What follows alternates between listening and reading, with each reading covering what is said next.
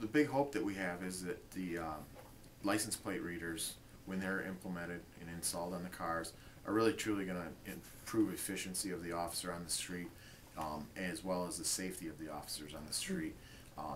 The biggest thing that they're going to be doing is allowing the officers to focus on their driving and scanning these license plates that come into their view, while meanwhile, automatically checking them against the database, where historically the officer himself or herself would have to do that manually by entering it into a computer, either at a red light or even potentially at times while they're driving.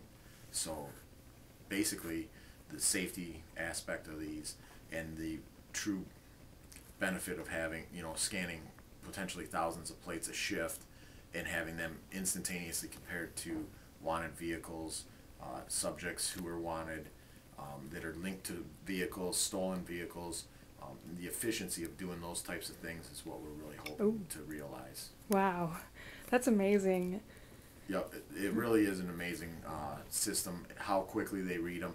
I mean, even just with, maybe a few feet between cars that are legally, parked along the side of the road, the cameras will actually pick up those plates and be able to read those as well. Wow, that's amazing.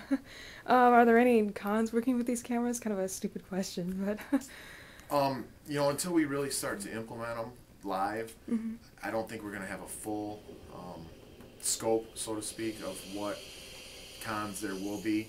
The biggest one that we are expecting to experience is wintertime. As plates get snow covered, the system isn't going to be able to function as efficiently as during the summertime months. Oh, that makes sense.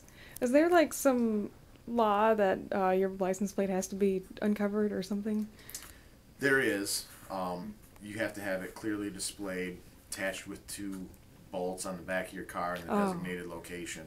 So a license plate, for example, in a back window, it makes it more difficult for an officer to see, is technically a violation.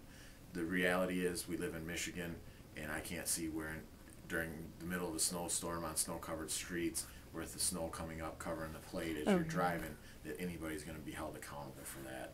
It's a situation where you see that vehicle violating some law and you stop it, you're going to either brush off the plate or get the registration paperwork from the car. Oh, that makes sense. So kind of after you pull them over.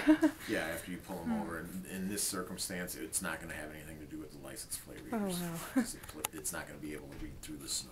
Wow, that's interesting. I didn't even think about the snow being an issue.